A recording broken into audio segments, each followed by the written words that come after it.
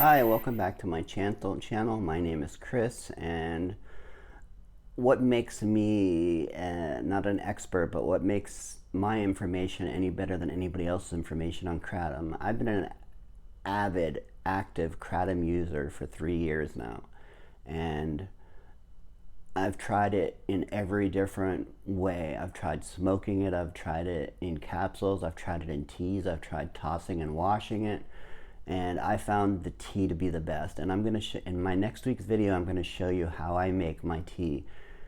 But this video is about the good and the bad of Kratom, the hard truth. And the first thing right on the list is Kratom will give you euphoria. It does give you a good euphoria. It doesn't last nearly as long, and it's not nearly as powerful as you would get from a morphine or a codone or an opiate, but it is there, and it's a nice mild euphoria that lasts for a long time. It can last for a long time if you sip your tea or however you consume your Kratom.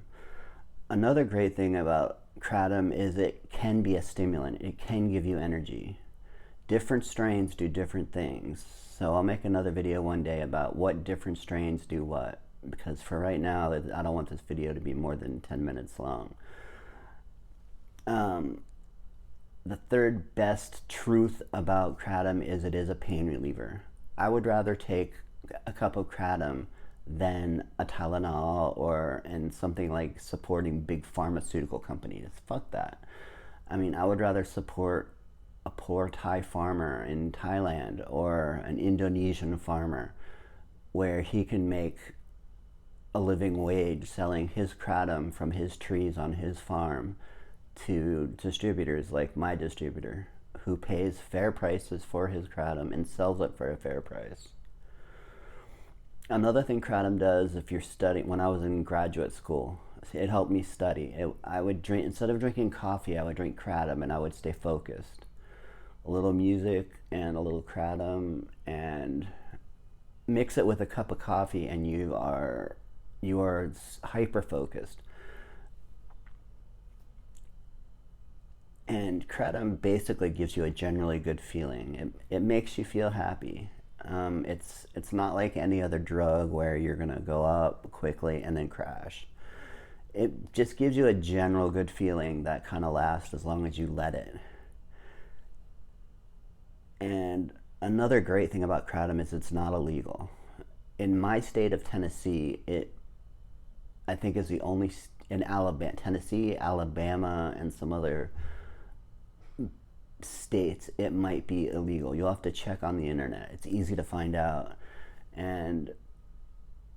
but it's really easy to get. I get it, and I live in a state that's supposedly illegal to get it, but my distributor sends it from North Carolina, and I get it here in Tennessee, and I get it in a box from the U.S. Postal Service, weighed out. I get it by the pound, and I pay about $125 a pound for it, which if I was paying, I would rather give it to him, to who he gives it to a farmer in Southeast Asia, than give it to a pharmaceutical company who's just going to get me hooked on an Oxycontin.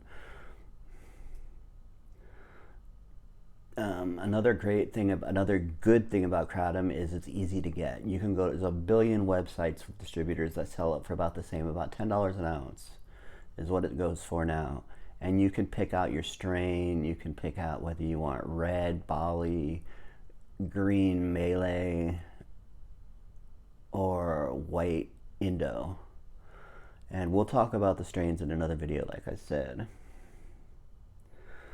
So another good thing about Kratom is it's cheap. If you were going out on the streets and trying to buy pills, you're going to spend a lot more. You're going to spend $10 a milligram maybe, and versus $10 an ounce of Kratom that you can control and take. It's not like you're going to be popping pills all day. It's like you're sipping tea all day. I mean, you do it with coffee, so why not do it with Kratom? And people say I'll get into that. It's cheap, and tolerance. You don't build up a tolerance to Kratom if you take it correctly. What I do is I have the three strains on hand at all the time. I've got a red, a green, and a white all the time.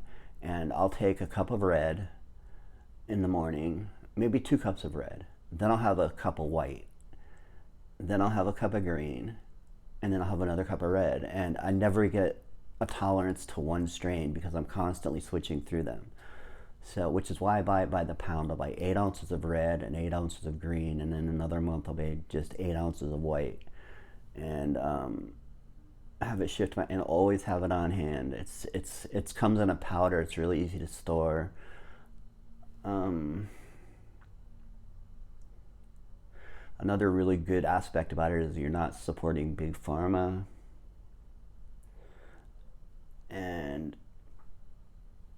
it's really, in Thailand, it's taken the need away from opiates. There's hardly an opiate epidemic in Thailand because they've got Kratom or Kratom.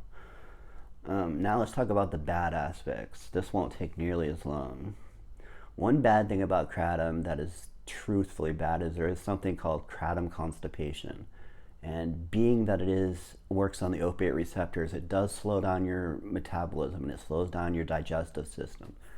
So I recommend drinking a lot of water with your Kratom because it will dehydrate you, which causes constipation.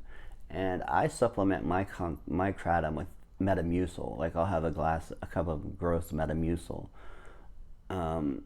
because it helps clean you out, with the negative effects of Kratom. Another thing I'll do, the taste of Kratom, that's another bad thing, is it tastes like dirt. It's horrible. I found a way to make it taste better by adding citrus to it. And when I show you how I make my specific Kratom, I'll show you my secret ingredient that makes it tolerable, where I can sip and drink it all day long and enjoy the taste of it. Another negative aspect of it is if you only get one strain, if you find it, okay, well, red works for me and you only stay on red, you're going to build a tolerance for red. So you've got to switch it up a little bit. Maybe go a week on red and then a week on green. Red is really amazing for pain relief. Green is really amazing for focus and energy. Another negative aspect of Kratom is it's the stigma of it. Oh, you're just taking another drug. You're swapping one drug for another. It's not a drug. It's a drug as much as coffee is a drug. Somebody tells me to quit drinking Kratom, I'll tell them, okay, quit drinking coffee, quit smoking cigarettes. It's as dangerous as coffee. People that have overdosed and died from Kratom had other issues too. They were trying to take Kratom with opiates, and so it just slowed their system or something. It wasn't you can't die from Kratom. Anyone who tells you can is talking out of their ass.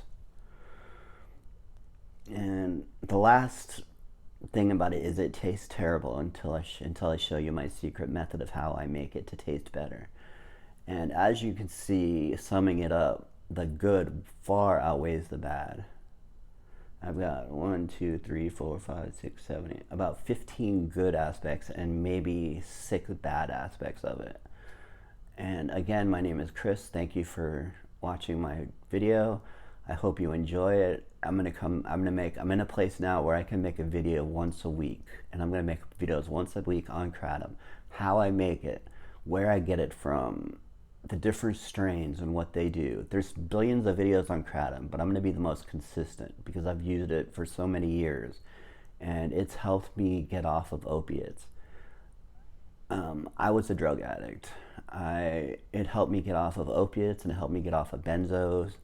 Without it, I would still be addicted to pills, popping pills and supporting big pharmaceutical companies because I got my pills legally. I I talked my doctors into prescribing, so got really good at it. And I found that Kratom, I don't need all that junk anymore, and I don't need to constantly doctor shop or go to the ER when I run out of pills and I'm jonesing real bad.